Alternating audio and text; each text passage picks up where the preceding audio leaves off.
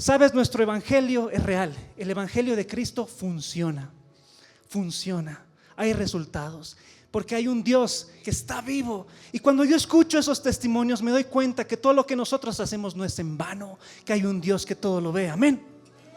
No sé cuántas veces tú te encuentras con gente muy conocedora, muy entendida en las cosas de Dios, con mucha teología en su cabeza, con mucha palabra en su cabeza, pero cuando tú lo confrontas y le dices, bueno, demuéstrame tu teología ahora.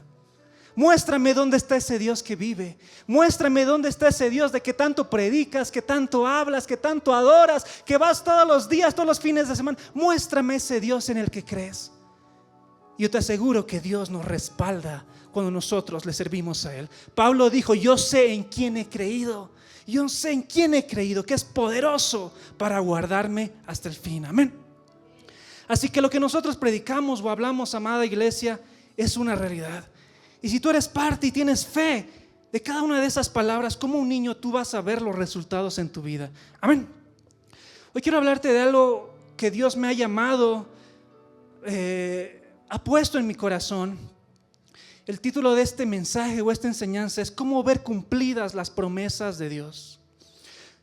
Y voy a hablarte un poco acerca de las cortes celestiales. Di conmigo, cortes celestiales.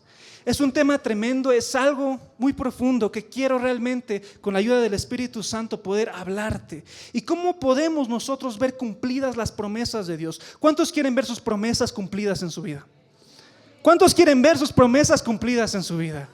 El pastor decía algo muy tremendo. Hemos estado 7 años congregándonos, 7 años edificando, construyendo esta casa, y hemos escuchado palabras y promesas tras promesas, y muchas de esas promesas tal vez no se han cumplido de momento, y muchas otras cosas no han sucedido de momento. Por eso hoy quiero enseñarte qué está retrasando, qué está demorando, qué está sucediendo en el ámbito espiritual, que mi bendición no llega. Sí, Dios me ha dicho que me va a bendecir, sí, Dios me ha dicho que ya me ha sanado, sí, Dios me ha dicho que ya me ha prosperado, pero ¿qué está pasando, Señor? Ya voy años en lo mismo, ya voy años en la misma situación, en la misma circunstancia. Mis rodillas me duelen de tanto orar, he ayunado cada semana, he sido fiel, he puesto de mi parte, he puesto mi fe, pero ¿qué está pasando, Señor? ¿Por qué no hay una respuesta? ¿Por qué se está demorando tanto? Y justamente ahí es donde entra el tema de las cortes celestiales. Amén. ¿Cómo ver cumplidas tus promesas de Dios? ¿Cuántos aman las promesas del Señor? ¿Qué es una promesa? Es una garantía. Es algo que el Señor se pone como garante, como aval de que Él va a cumplir su palabra. ¿Cuántos de ustedes han escuchado todas las promesas? Dice la Biblia que hay entre 5,000, 8,000 promesas escritas para tu vida. ¿Tú realmente has agarrado y te has aferrado a alguna de esas promesas y le estás creyendo todos los días al Señor? ¿Cuántos dicen amén? La promesa es una garantía de que algo va a suceder.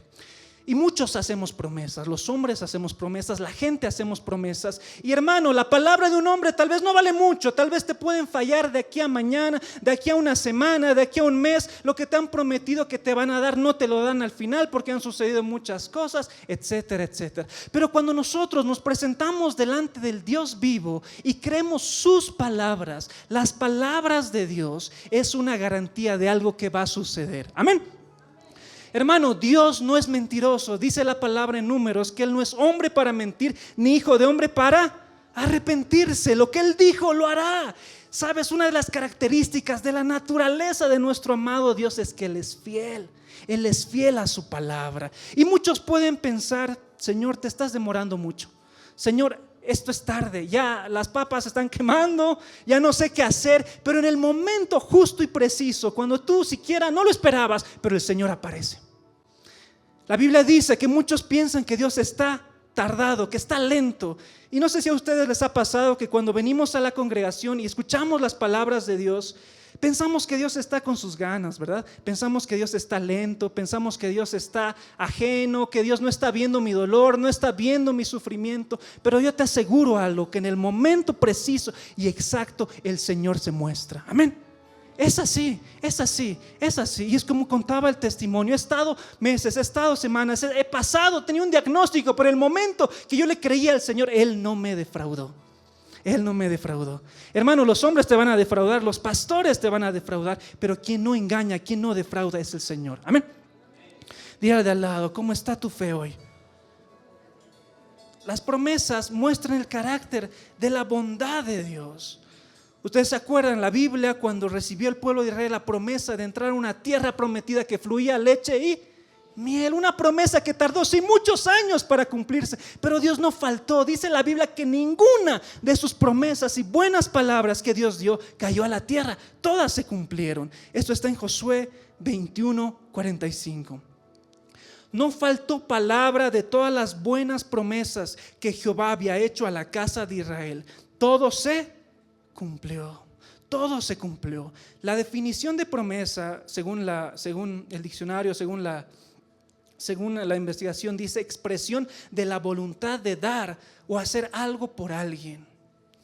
Cuando tú prometes algo a alguien, le estás haciendo una promesa de que tú vas a dar o vas a entregar o vas a recibir algo.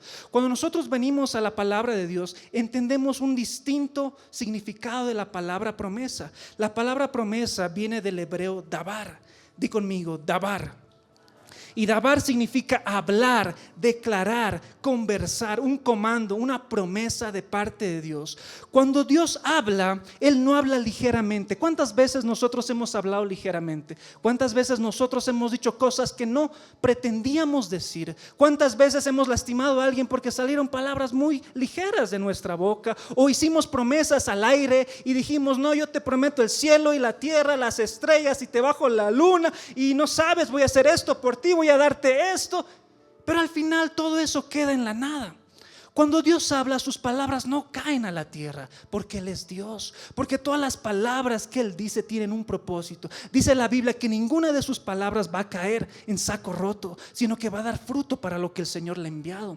Todo lo que tú escuchas del Señor, recibimos la promesa, pero tal vez no sabemos el tiempo, no sabemos con exactitud el momento o el lugar que va a suceder esa promesa. Pero sí tienes que estar seguro de esto, que las palabras de Dios tienen poder. Amén. Le dijeron a Jesús, ¿dónde más iremos? Solo en ti encontramos palabras de vida eterna. Cuando tú lees la palabra y las promesas, no son escritos históricos de hace 2000, 3000 años, sino que son espíritu y son vida. ¿Alguno de ustedes le ha pasado que cuando lee las escrituras se identifica con la palabra y se da cuenta que el Señor te está apuntando a ti, te está diciendo, ese eres tú? ¿Alguna vez ustedes cuando leen la palabra se dan cuenta que en el momento justo, cuando necesitaban aliento y fortaleza, el Señor les da una promesa? Amén. ¿Cuántas veces cuando nosotros estamos, no sabemos qué hacer y el Señor nos da una dirección profética exactamente hacia dónde tenemos que ir? Porque Dios está vivo. Hay un libro que se llama la palabra, la Biblia, que registra el futuro con anticipación. No sé si me entiendes. Y cuando tú agarras esas promesas, se deberían hacer vida en tu vida. Amén. Dios, mira lo que dice Números 23:11. Números 23:11. Dios no es hombre para que mienta, ni hijo de hombre para que se arrepienta. Él dijo y no hará, habló y no ejecutará. Mira qué tremendo versículo. Dios no es hombre para mentir, ni hijo de hombre para arrepentirse. El Señor no se arrepiente.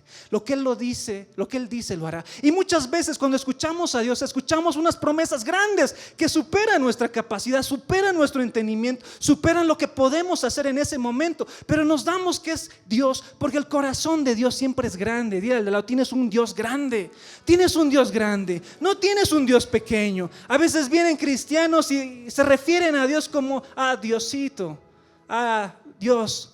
No, Dios no es Diosito. Nuestro Dios es el Dios todopoderoso. Y cuando tú, si tan solo escucharas los pensamientos del corazón del Padre, entenderías las cosas más grandes que ni siquiera has imaginado tú.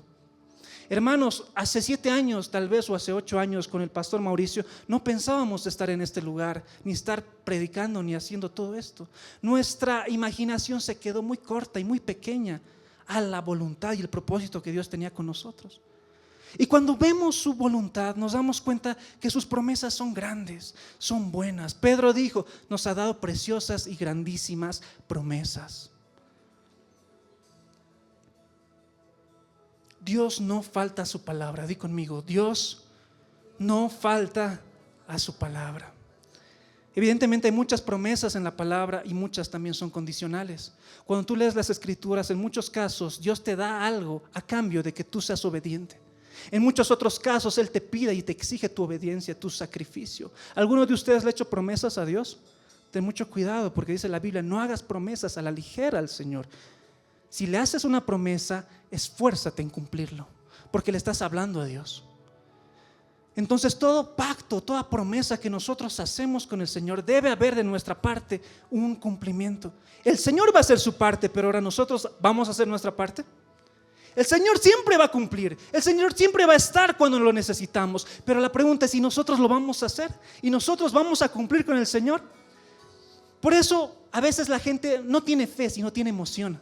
Viene a la iglesia y levanta las manos y dice: Señor, te prometo que voy a congregarme, que voy a ayunar todos los días, que voy a estar en la casa, que voy a hacer esto y lo otro, y una lista que ni siquiera sabes si tú vas a cumplir. Y en el transcurso del tiempo te das cuenta que eso no es sostenible y que no, le fallaste al Señor, lo dejaste plantado al Señor cuando Él te prometió y Él te dio muchas cosas. Dios es bueno, amén. Hay dos tipos de promesas que yo entiendo. Mira, esto solamente te estoy dando un poco la introducción para entrar en el tema de lleno. Hay dos tipos de promesas que yo entiendo. La primera es la promesa que Dios te hace directamente a ti. La promesa que tú vienes delante del Padre y el Señor te dice: yo voy a hacer esto y esto y esto y esto de ti. Yo te he escogido, profeta a las naciones. Yo te he llamado para que liberes a mi pueblo de Israel. Yo te he llamado para que liberes, para que cruces el mar rojo. Yo te he llamado para que hagas esto y lo otro y lo otro. Yo te prometo que voy a estar contigo todos los días de tu vida, así como lo hizo con Moisés, lo hizo con Josué. Es el deseo de Dios para ti, la promesa de Dios: voy a hacer esto contigo. Voy a hacer esto contigo. Pero también hay otra promesa que son las respuestas a nuestras oraciones. Amén.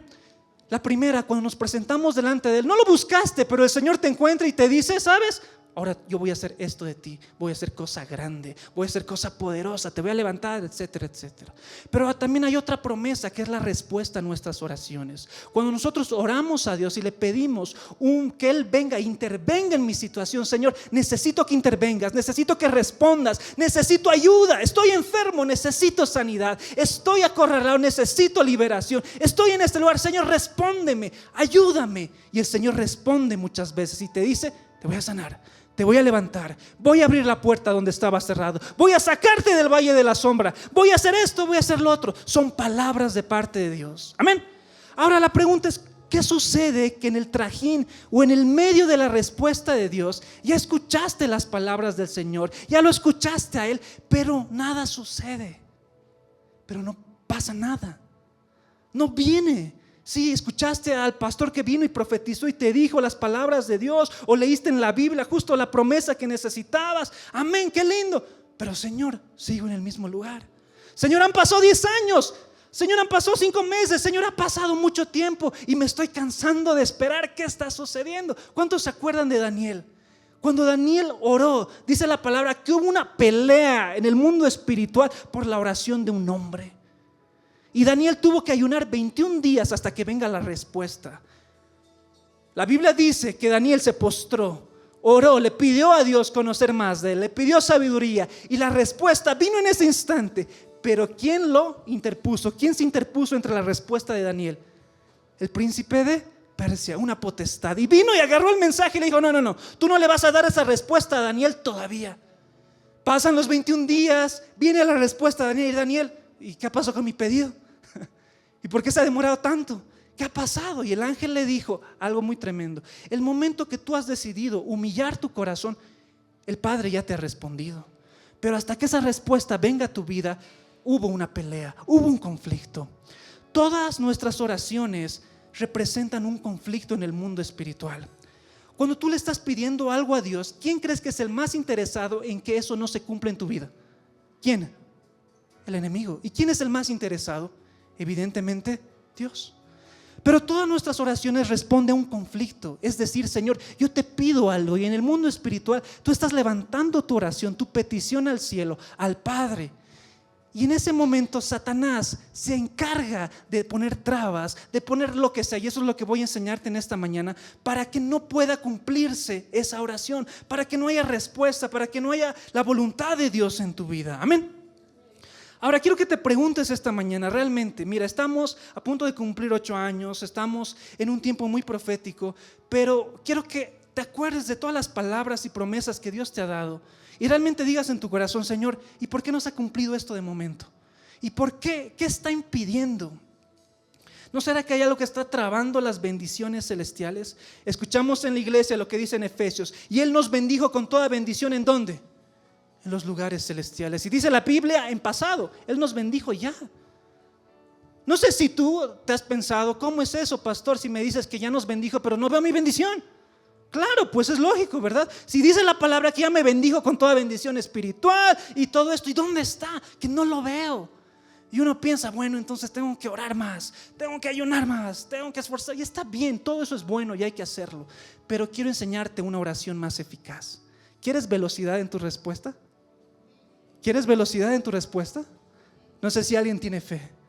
Hermano, cuando yo he aprendido esto, cuando yo he entendido esto, realmente mi vida de oración ha cambiado. Ya no ha sido una oración ilusa: Señor, en el futuro será, Señor, cuando tú quieras, lo creo. No, es una oración con respuesta. Amén. ¿Quieres velocidad? ¿Quieres que orar y que rompimiento venga a tu vida? ¿Quieres orar y que de una vez se abra la puerta que has tocado por años? ¿No crees que Dios es el más interesado en bendecirte, en amarte, en levantarte, que vivas el propósito de Dios acá en la tierra? Él es el más interesado. Ahora te voy a enseñar un poco de esto, y para eso es necesario que entendamos el concepto de cortes. Entre todas las facetas que tiene nuestro amado Dios, tiene una principal, que es Dios como juez. Di conmigo: Dios como juez. Es la justicia de Dios. Una de las características fundamentales de nuestro Dios es que Él es justo. Di conmigo: justo. Él es justo. Él es justo. Es la justicia de Dios. Y quiero que te imagines esto, porque así es como más o menos funciona el mundo espiritual, cómo gobierna Dios las cosas. Y todo esto está basado en la palabra y te voy a dar todo el fundamento bíblico. Solamente será una introducción probablemente, pero espero que cumpla el propósito con el cual Dios me ha mandado a decirte esto. Salmo 7:11. 7:11. Dios es juez justo. Y Dios está irado contra los impíos todos los días. Dios es juez. Di conmigo: juez. Imagínate al Padre sentado en el lugar donde está un juez, y Él emite juicios, y Él emite veredictos, y Él emite sentencias a favor o en contra de las personas y de su pueblo. Te pongo un ejemplo, está en la palabra. Hay 3 ejemplos, 3 casos en los cuales tú puedes identificar cómo Dios funciona o cómo Dios operó como juez. Por ejemplo, Job. ¿Se acuerdan de Job? Lo que hablamos hace unas semanas. ¿Cómo Satanás tuvo la audacia de presentarse tan fácilmente delante de Dios? No sé si tú te has preguntado.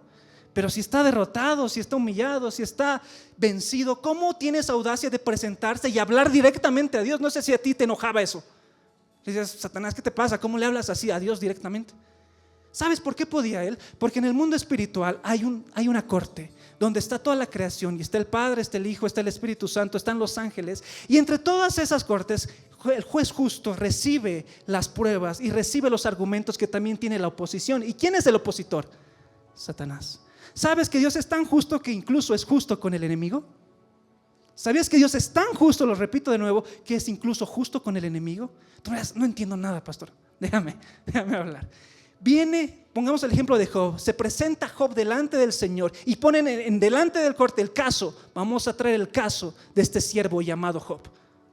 Ok, se abre la sesión, está el juez justo y está bendecido. Job le va bien, excelente, tiene bendición tras bendición. Pero ahí se levanta el acusador, se levanta el opositor, el enemigo, y pone un argumento y le dice: ¿sabes qué, juez justo? Sí, tú lo has bendecido, tiene todo, tiene muchas riquezas, pero eso lo hace solamente porque está bendecido. ¿Qué tal si tú le quitas todo eso? ¿Aún te seguirá amando?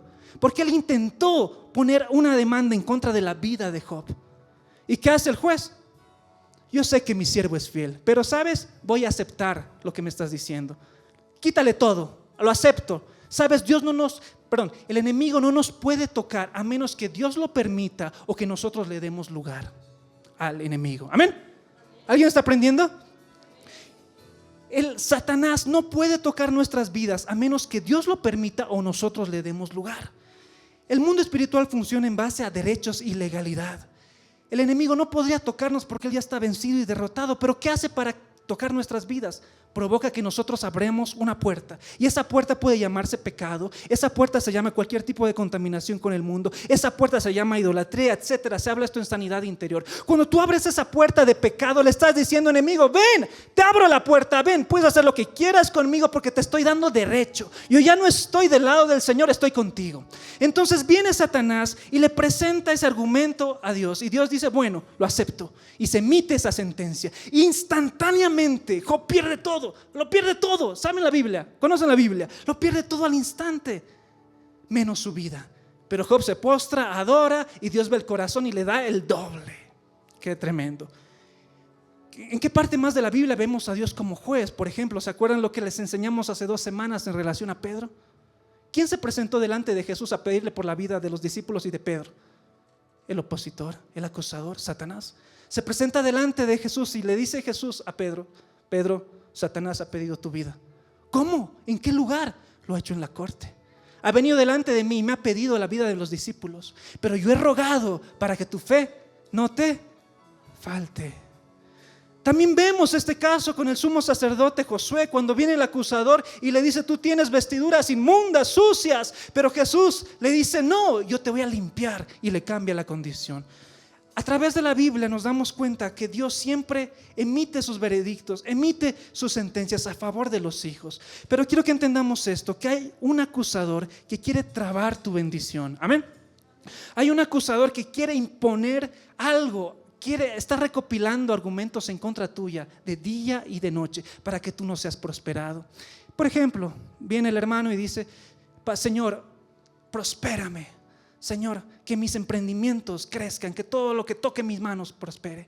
Y cuando tú le estás dando ese pedido, estás delante de la corte, Señor, bendíceme. Pero viene el enemigo y te dice, no lo puedes bendecir. ¿Sabes por qué? Porque nunca ha diezmado en su vida. Viene el acusador y dice, no lo puedes bendecir, porque ni siquiera en su corazón yo veo amor al dinero. Y como Dios es tan justo, Él dice, no es que Dios no nos quiera bendecir, no es que Dios no nos ame, no es que Dios no quiera lo mejor para nosotros, Él sí lo quiere.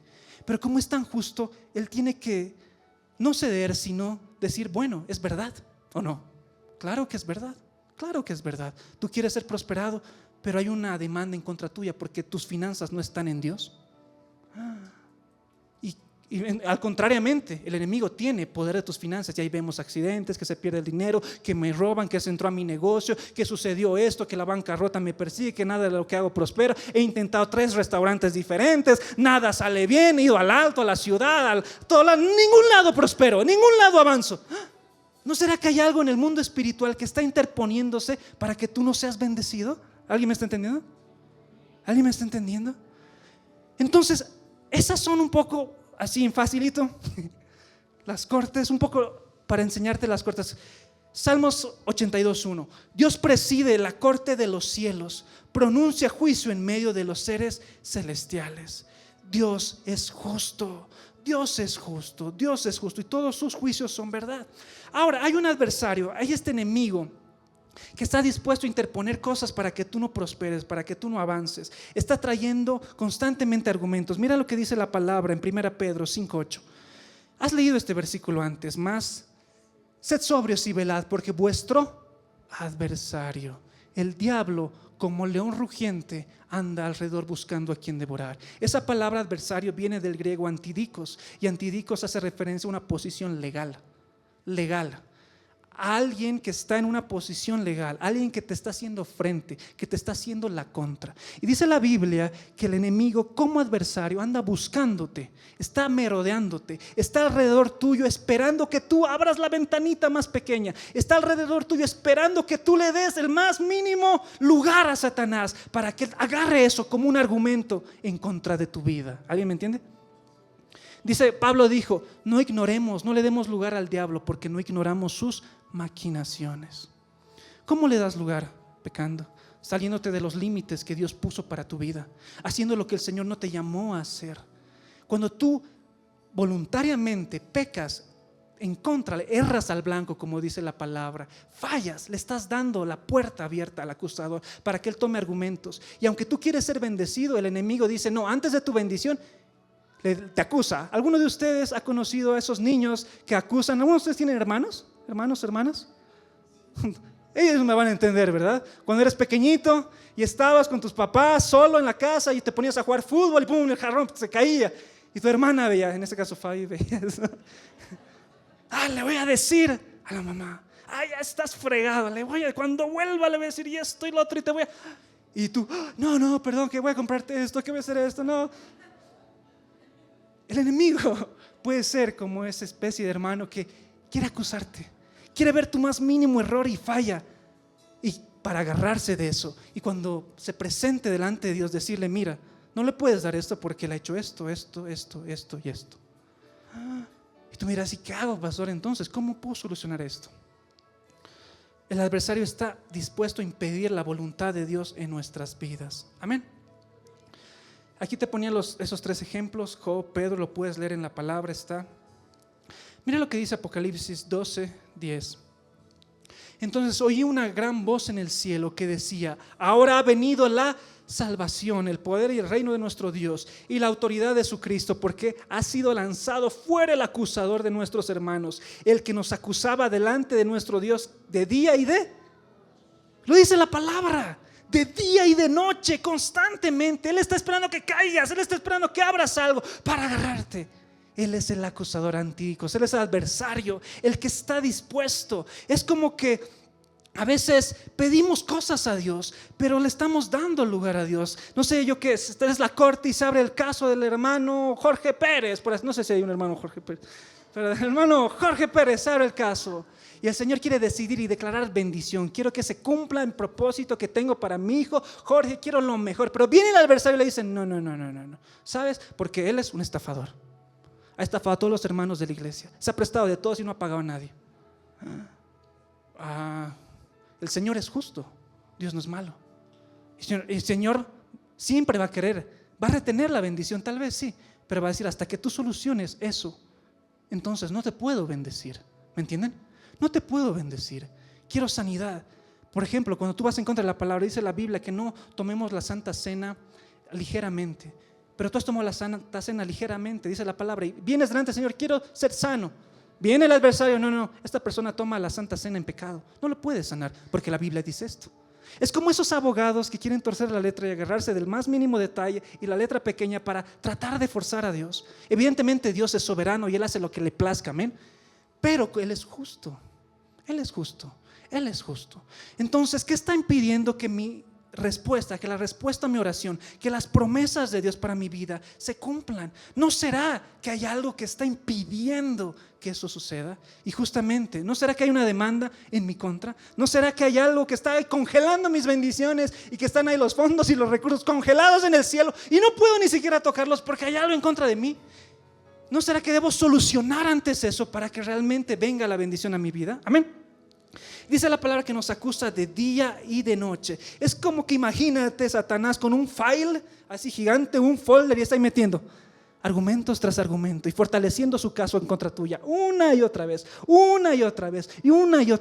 Y mientras tú vives en pecado y vives la vida como te da la gana y ni siquiera obedeces a Dios y te da igual, sabiendo hacer lo bueno, haces lo malo, vives así, el enemigo chocho y feliz, más a su file. Este es el caso. Entonces tú quieres más de Dios, antes tienes que lidiar con todo esto que tú has acumulado.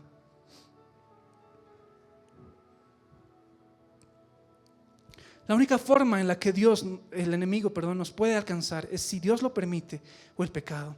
En el mundo espiritual todo se trata de legalidad. Cuando tú no entiendes esto, vas a ser presa. Jesús dijo, mi pueblo pereció porque le faltó conocimiento. Cuando no conocemos cómo funciona el mundo espiritual y le abrimos la puerta a Satanás, estamos tolerando las tinieblas. La Biblia nos dice que nos llamó Dios de la luz, de las tinieblas a la luz admirable. Y el momento que tú toleras algo, que permites algo, que pecas intencionalmente, has dado lugar a Satanás.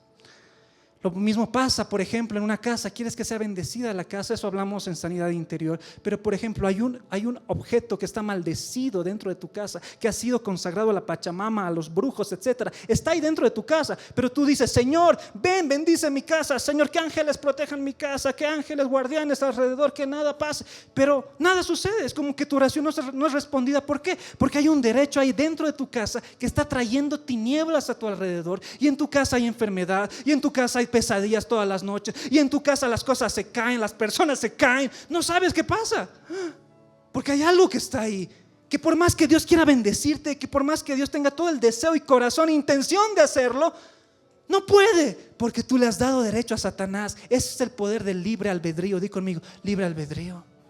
Ese es el libre albedrío. Dios te dice, elige la vida o la muerte. ¿Eliges la muerte? Bueno, ha sido tu decisión. Yo quería que eliges la vida, pero como elegiste la muerte, allá tú, te dice el Señor. Evidentemente no lo hacen esas palabras, ¿no? Yo soy medio duro, pero Dios te dice que te ama. A lo que voy es que cuando nosotros ejercemos ese libre albedrío, tenemos la decisión de sí obedecer a Dios o no obedecer a Dios.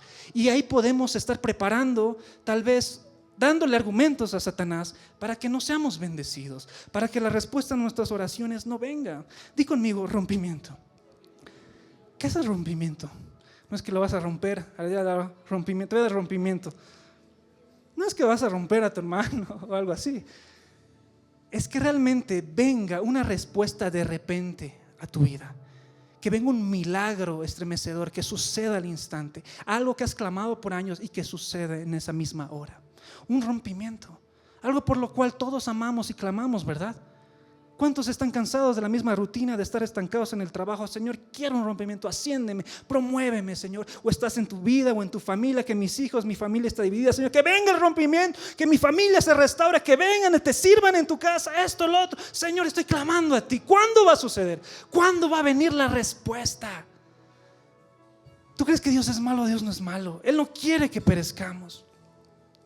¿Estás cansado de orar incansablemente sin resultados? No sé si te frustra orar tanto y decir, Señor, ¿dónde está la respuesta? Yo era de esos. Yo oraba incansablemente, hermanos, y sigo orando y lo voy a seguir haciendo hasta que Cristo venga, porque eso nos llamó Dios. Pero yo dentro de mí, Señor, decía, Señor, estoy orando y estoy orando y estoy orando y estoy orando, Padre, pero no está sucediendo nada. O no está sucediendo esto, Señor, pero tú lo has dicho, Señor, pero tú has hablado que tú no eres hombre para mentir. ¿Qué está pasando?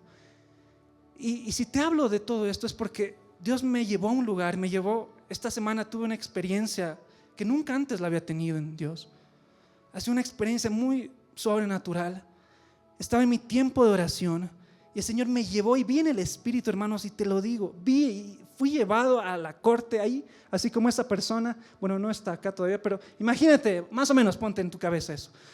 Fui llevado a la corte y yo estaba sentado. No sé, como dice Pablo, no sé si era en el espíritu, si era en el cuerpo, pero estaba ahí sentado como en un pupitre. Y veía como una corte a un juez frente mío sentado y a mi izquierda estaba Jesús. Y delante de mí un libro que se abría y estaba en blanco. Y yo no sabía qué estaba pasando. Y mientras continuaba orando, el Señor Jesús se acerca a mí, extiende su mano y la pone en mi pecho. Hermano, nunca había sentido esto, te lo digo delante del Señor. Tocó mi pecho y empecé a llorar como un niño desconsolado. Empecé a gritar, a chillar, a llorar, porque veía cómo mis pecados, mis errores, mis fallas estaban siendo lavados con la sangre de Cristo. Y literalmente nunca había experimentado tanto amor. Y estaba llorando y llorando desconsolado, pero sentí el amor de Jesús tan fuerte que su sangre, mientras tocaba con su mano, su sangre recorría todo mi cuerpo. Todo mi cuerpo. Y yo decía, ¿qué está pasando? Y el juez que estaba delante me dice, hay argumentos en tu contra. Hay cosas que el enemigo ha interpuesto en tu contra. Hay acusaciones en tu contra. Y el libro que estaba delante de mí empezó a escribirse. Y Dios empezó a cambiar los argumentos y empezaba a ponerme las cosas que yo era para Él. Tú eres amado, tú eres bendecido, tú eres profeta a las naciones, tú eres mi hijo, tú eres más. Y empecé a ver cómo se escribían las cosas que Dios pensaba de mí. En ese instante lo vi al juez, lo vi a él, y él, antes de emitir su veredicto, su sentencia, lo que me impresionó más en esta visión que tuve o en esto, era que él tenía dos libros, uno más pequeño y uno muy grande. Y el primer libro me sorprendió tanto que fue el mismo libro donde yo anoto todas las promesas que Dios me habla en mi cuarto de oración.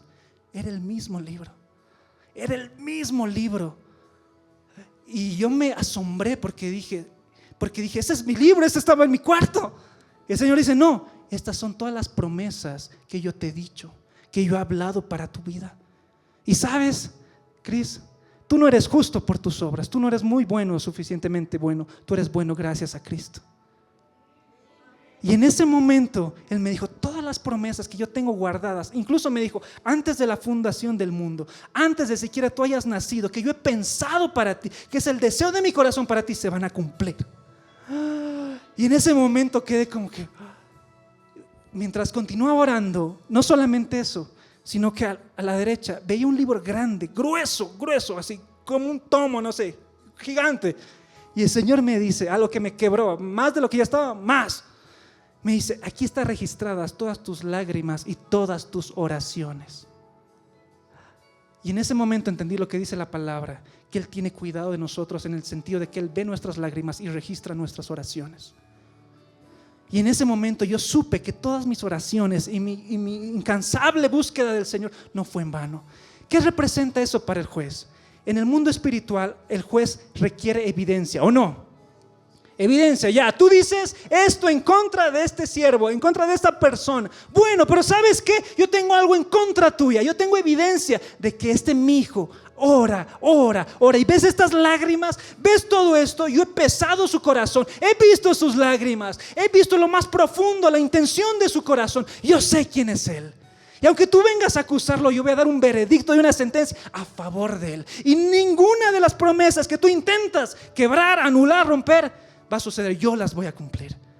Y en ese momento el Señor me llevó y vi todo eso. Yo, hermanos, te lo digo sinceramente, quedé asombrado, sorprendido. Le llamo al pastor Mauri, mira, he visto esto. Me dice, sí, eran las cortes, era eso. Porque yo ni siquiera comprendí, o lo sabía en teoría tal vez. Y por eso te estoy enseñando esto. El Señor me llamó a que realmente vivamos esas promesas hoy.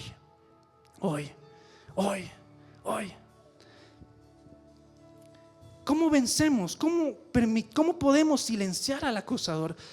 ¿Cómo podemos realmente quitarle todo argumento, todo lo que está en contra nuestra para que no venzamos, para que no seamos prosperados? Apocalipsis 12 del 10 al 11. Dice la palabra de Dios. Entonces hay una gran voz del cielo que decía: ahora ha venido la salvación, el poder y el reino de nuestro Dios y la autoridad de su Cristo, porque ha sido lanzado fuera el acusador de nuestros hermanos, el que nos acusaba delante de nuestro Dios de día y de noche. Y mira lo que dice después, 11. Y ellos le han vencido por medio de ¿qué? La sangre del cordero y de la palabra del testimonio de ellos, y menospreciaron sus vidas hasta la muerte. Hay tres cosas o tres claves que es fundamentalmente para anular todo argumento en contra nuestra. Y la primera es la sangre de Cristo. Di conmigo, la sangre de Cristo. ¿Sabes por qué? Porque cuando la sangre de Cristo se presenta delante del Señor, ustedes sabían que la sangre de Cristo sigue hablando hasta el día de hoy. Eso está en Hebreos, sigue hablando. Y cuando tú acudes al perdón y la sangre de Cristo, es cuando todas tus fallas, tus errores, tus metidas de patas, las equivocaciones tremendas que has hecho, estando consciente voluntariamente, has cometido, son tus errores. Eres tú el culpable. Tu castigo debería ser la muerte, claro que sí. Nuestro castigo es el fuego eterno. Pero en ese momento, cuando nosotros acudimos a la sangre de Cristo y le decimos: Señor, perdóname, y ahí viene lo que se llama arrepentimiento. Cuando tú vienes al arrepentimiento, le estás pidiendo: Señor, lávame con tu sangre poderosa. Señor, reconozco que he fallado, que he cometido errores, que he hecho esto, he dicho esto, he arruinado mi familia, mi casa. Por mi culpa estoy donde estoy en esto. Te pido perdón y clamo para que tu sangre me perdone y me lave de todos mis pecados. ¿Sabes por qué es tan poderosa? Porque Cristo murió en la cruz y Cristo le dio el derecho al juez justo de decir: no, mi hijo no está condenado, él ha sido perdonado. ¿Sabes qué es lo hermoso del juez? Que es tan justo que él necesita a alguien, necesita que alguien se interponga para salvarte. En ese caso estás perdido, hermano. Dice la Biblia: si alguno ha pecado, ¿a quién tenemos como abogado? A Jesucristo el justo. Es una realidad. No, esto no es algo teórico, es una verdad.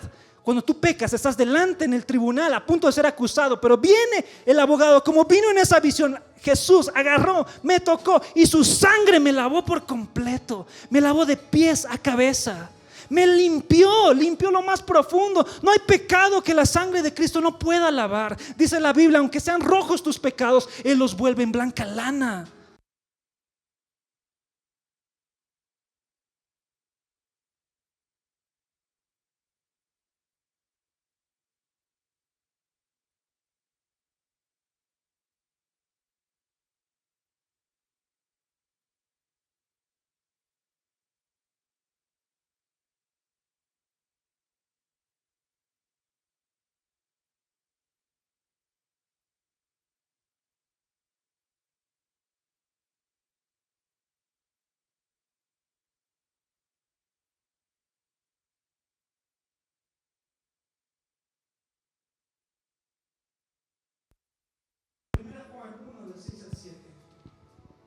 Primera Juan 1 del 6 al 7. Mira lo que dice la palabra. Si decimos que tenemos comunión con Él y andamos en tinieblas, ¿qué hacemos? Mentimos y no practicamos la verdad. Pero si andamos en luz como Él está en luz, tenemos comunión unos con otros. ¿Y qué? Y la sangre de Jesucristo, su Hijo, nos limpia de todo pecado. Primera Juan 1:9. Si confesamos nuestros pecados, Él es fiel y justo para perdonar nuestros pecados y limpiarnos de toda maldad. Cuando tú acudes a la sangre de Cristo, tú estás reconociendo tu falla. Hermano, la sangre de Jesús no va a limpiar algo que tú no confieses. Sencillo así. La sangre de Jesús no va a limpiar algo que tú no hayas confesado. Puedes tener la peor acusación en tu contra, pero la gente es tan dura de corazón que nunca quiere reconocer lo malo que ha hecho. Hermano, y el Señor está con ganas de bendecirte, desea lo mejor para ti, pero tú con la dureza de tu corazón le estás impidiendo. Dice la palabra, el que encubre sus pecados no prosperará, mas el que los confiesa y se aparta alcanzará misericordia. La razón de tu desgracia, la razón de tu condición actual no es culpa de Dios, es culpa de que tú no te has arrepentido. La llave principal para acudir a la sangre de Jesús es el arrepentimiento. Di conmigo, arrepentimiento. Y la Biblia dice, nos llama a un arrepentimiento genuino, real. No un arrepentimiento emocional, no solamente derramar lágrimas y decir que estás arrepentido, no, sino un arrepentimiento que es un giro de 180 grados. Señor, sé que he fallado, sé que cometí este error, pero doy la vuelta a mi vida y nunca más voy por ese lugar y nunca más vuelvo con esas personas o hago esto y lo otro. Reconozco, Señor, que he fallado, pero acudo a ti, te pido perdón. Hermanos, sin el perdón de pecados estamos condenados. Dice la palabra, 1 Juan 1:9, ¿verdad? Si confesamos, di conmigo, confesar. Hay un poder tremendo en la confesión. Y cuando tú lo haces delante de Dios, estás pidiéndole que su sangre preciosa te lave. Amén. Por eso el arrepentimiento no es algo ocasional. No es algo que lo haces una vez al año. No es algo que lo haces como los católicos, en la confesión. Cuando haya confesión, entonces voy a...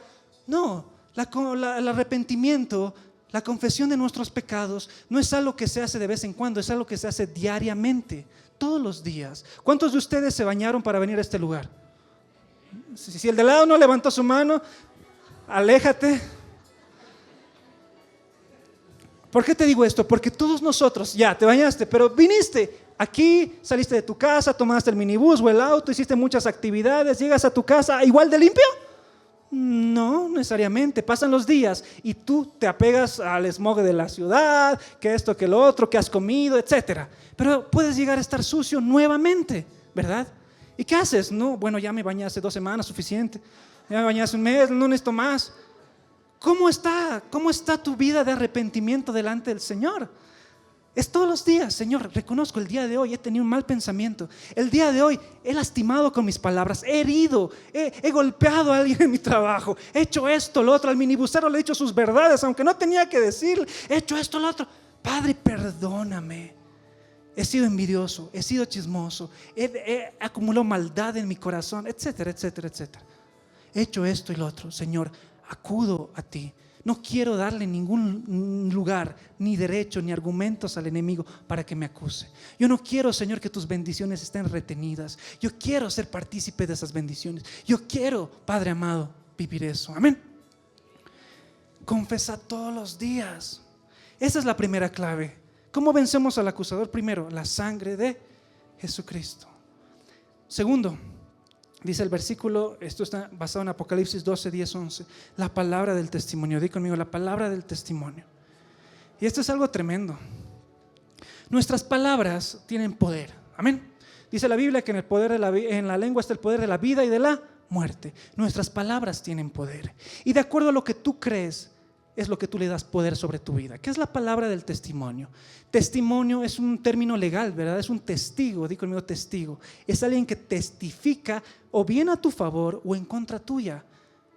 Ese es un testigo. Y la palabra del testimonio son todas las acciones y cosas que tú has hecho que testifican a favor tuyo. Por ejemplo, una ofrenda. Cuando tú viniste aquí con el corazón lleno de fe, diciéndole: Señor, he traído mi ofrenda, Padre. Y tu palabra dice que tú bendices al dador alegre. Y tu palabra dice que lo que siembro lo voy a cosechar abundantemente. Entonces agarro mi ofrenda que he preparado toda la semana, vengo con un corazón dispuesto y lo pongo en tu altar. ¿Sabes qué sucede en el mundo espiritual? Esa ofrenda sube delante del juez.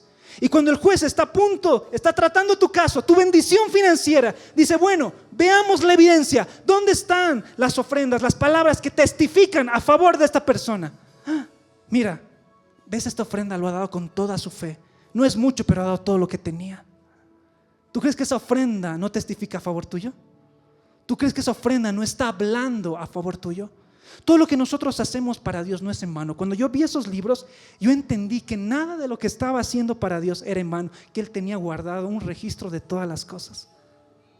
Hermano, no sé si tú te alegras por eso, pero yo me sentía tan feliz de decir: Señor, gracias, porque tú tienes tanto cuidado que te tomas el tiempo para registrar toda mi vida. La palabra del testimonio significa esas palabras a las cuales tú vas a estar de acuerdo. Por ejemplo, el Señor te dijo: te voy pongamos el ejemplo, no sé, voy a restaurar tu familia. El enemigo ha querido traer divorcio a tu casa, pero el Señor dice que en tu familia, tus hijos y los hijos de tus hijos van a ser salvos, que viene una restauración familiar. Hay dos voces. ¿A quién le vas a escuchar? ¿Con quién vas a testificar? Ponerte de acuerdo con la voz natural, con lo que tú ves, con tu familia destruida, con tu matrimonio derribado, o vas a estar de acuerdo con las palabras de Dios. Esa es tu decisión. ¿Sabes por qué la fe es tan importante? Porque entra en este punto.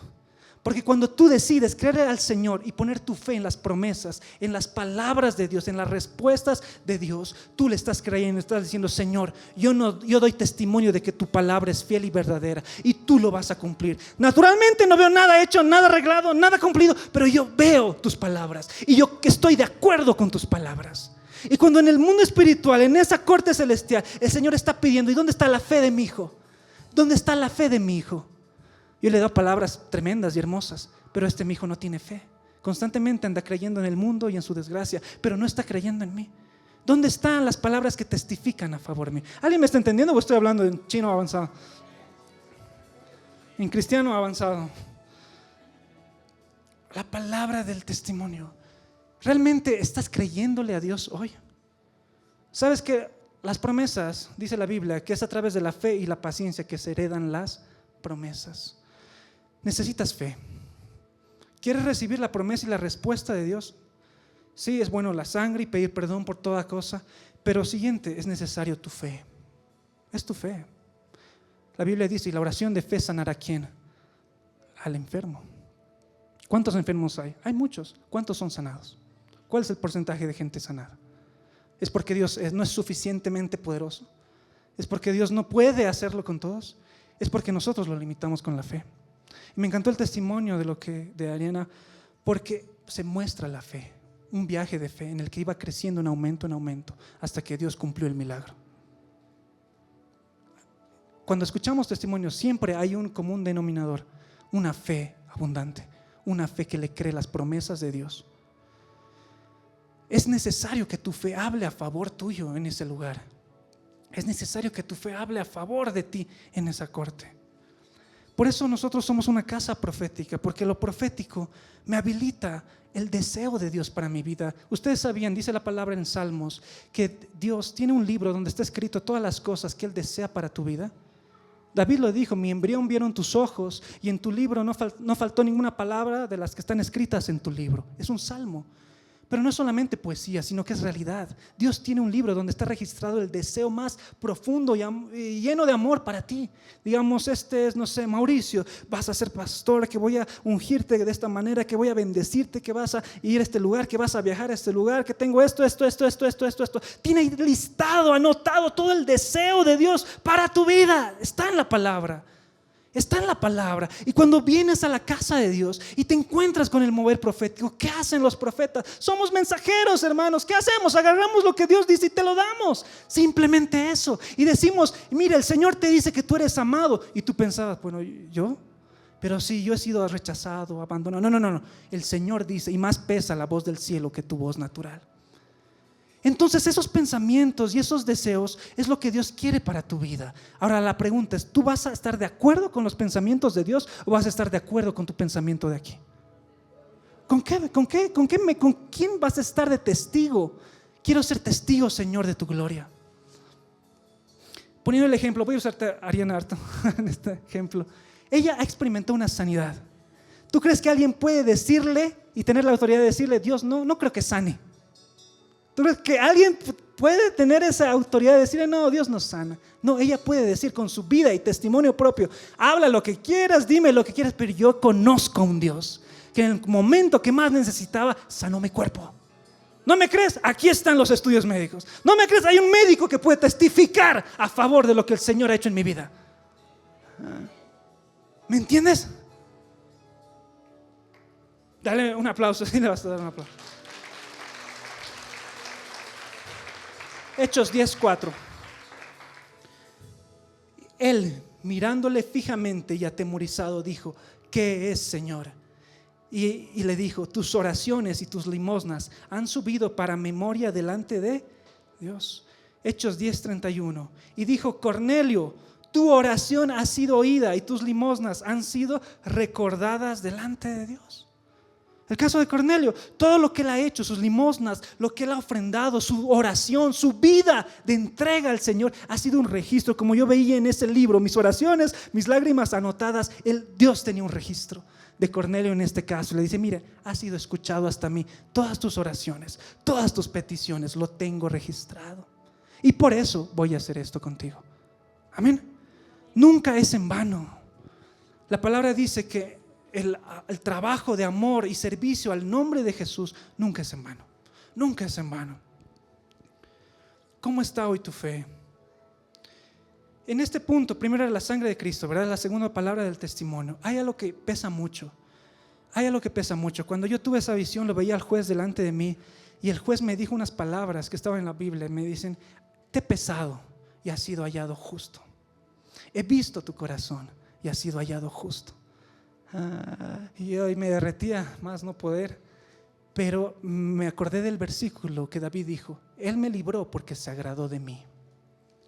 Sabes, Dios es tan exquisito que Él no solamente quiere pruebas o las cosas o las obras que puedes hacer, sino que Él te ve hasta lo más profundo de tu ser, hasta tus tuétanos, hasta los pensamientos más íntimos de tu corazón, hasta lo más profundo que nadie sabe. Eso pesa el Señor, eso ve el Señor.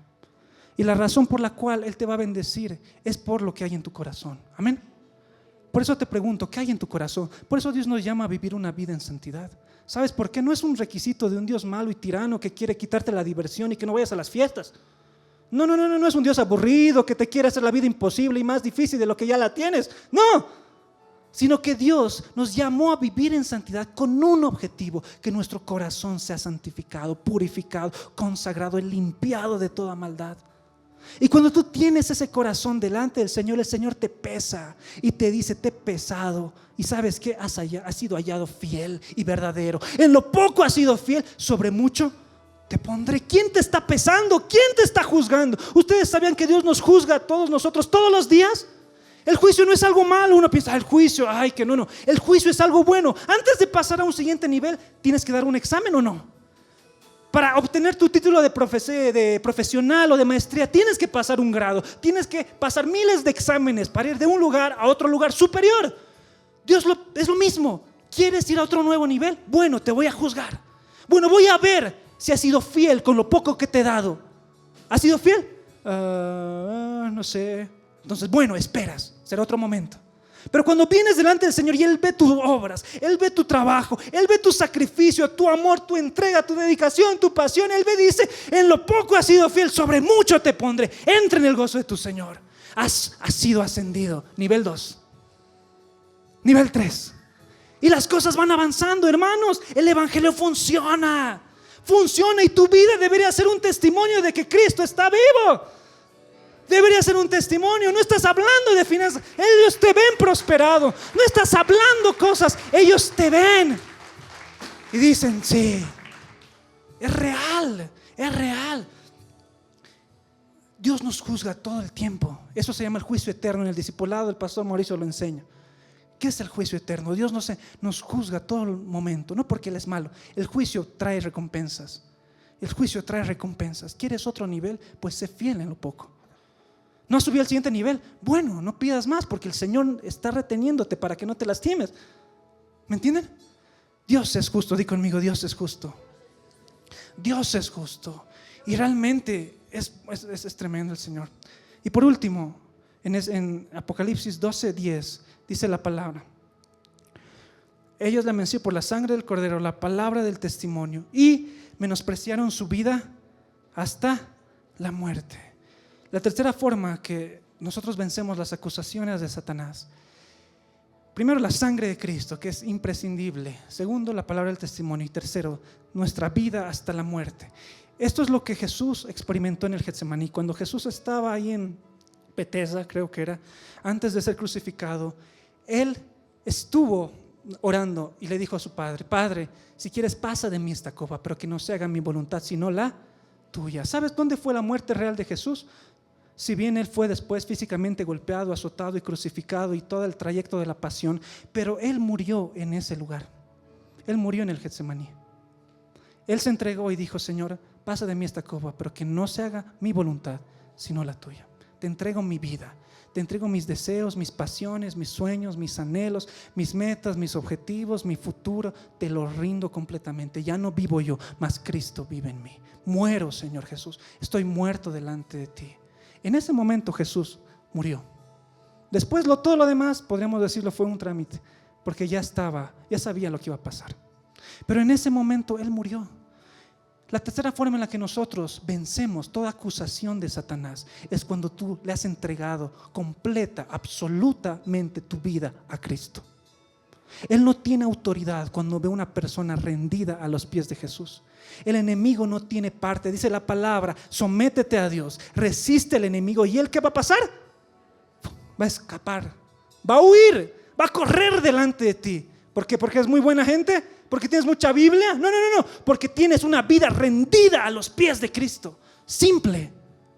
Eso es autoridad.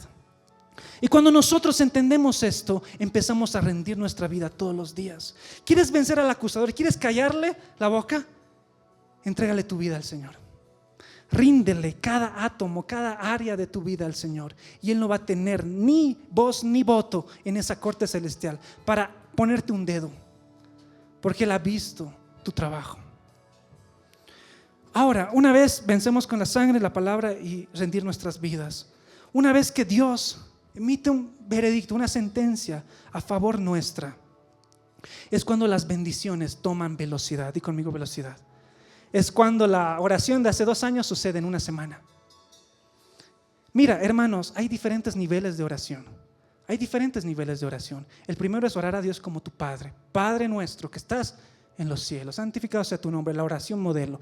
¿Cómo primero empezamos a orar? Con el modelo del Padre. No, acudimos al Padre. Primer nivel de oración: Señor, eres nuestro Padre, eres mi Padre, te amo, ámame, abrázame.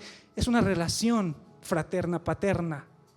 El primer nivel de oración. Pero hay más. Segundo nivel de oración es como amigo. ¿Se acuerdan esa parábola que Jesús enseñó? Si tú vas donde tu amigo a medianoche y le pides unos 3 panes para tu amigo que recién llegó a tu casa de un viaje, le insistes y le tocas la puerta: a ver, por favor, dame comida, no tengo que ofrecerle a él. Él dice: bueno, por tu importunidad, insistencia, te voy a dar lo que quieres. Segundo nivel de oración es la intercesión por los demás. Cuando tú oras, intercedes por los demás. Cuando tú oras por las necesidades de los demás. ¿Cuántos vienen los días jueves a orar? Solo yo y la hermana Sara. De verdad, la hermana Sara es fiel. Ora con nosotros, intercede. Pero yo te hago esa pregunta: ¿dónde está tu oración, tu intercesión? Dios ve todo. Y tercer nivel de oración es cuando tú lo ves a Dios como un juez. Lo que te estoy enseñando. Cuando ves a Dios como un juez, porque hay un adversario que quiere robarte, matar y destruirte. Y tú quieres callarlo para vencer. Y que tu pedido que está viniendo, tu bendición, por así decirlo, va a llegar sana y salva. Amén. Esos son los 3 niveles. Cuando la oración, cuando Dios ejecuta su veredicto, las bendiciones suceden. Las cosas se aceleran y las promesas deberían darse. La razón por la cual no ha sido respondida algo a nosotros no es porque Dios no ha querido, es porque ha habido algo en el mundo espiritual que lo ha impedido. Después de que tuve, pues con eso ya para terminar, mientras veía todo eso, y oraba a Dios, y oraba, no sé cuánto tiempo habrá pasado, pero seguía postrado delante del Señor. Y me salían lágrimas y venía y sentía que venía el acusador a hacerme recuerdo muchas cosas. Y quería ponerme cosas en la mente. Y mientras yo agarraba esos pensamientos, en ese momento el Espíritu Santo era como que me llenó. Es como que ¿alguno de ustedes les ha dado la risa santa? Que no han parado de reír. Yo no creía mucho en eso. Dios, te lo digo, sinceramente no me había dado nunca, creo. Y en ese momento el Señor me bautizó y me llenó y me empecé a reír como loco. Me reí, me dolía mi estómago tanto. Y el Señor me decía, por cada lágrima que has derramado, ahora vas a tener gozo. Ahora vas a tener alegría. Ahora hay un veredicto a favor tuyo. Ahora tú no estás condenado. El Señor te perdona. Y yo reía y reía y reía. Y reía y reía. Y decía, Señor, ¿qué está pasando? Pero es cuando el Espíritu Santo te llena y te das cuenta que ya no hay impedimentos. Amén. Con esto un poco he querido responder el título del mensaje: ¿cómo podemos ver cumplidas las promesas de Dios? Amén. Sé que hay varias cosas, que esto se puede hablar, incluso son estudios muy profundos, pero tal vez he querido resumírtelo en algún sentido para que tú al menos tengas la idea de cómo funciona esto y cómo puedo hacer que estas bendiciones se cumplan en mi vida. Amén. Y es lo que vamos a hacer hoy, para orar. Nos vamos a presentar delante del Señor como Dios justo y vamos a pedirle que su sangre preciosa nos lave, nos limpie, y vamos a pedirle que también todas las promesas que Él nos ha dicho, vamos a ponernos de acuerdo con esas promesas, la palabra del testimonio, vamos a profetizarlas y por último vamos a entregar nuestras vidas a Dios.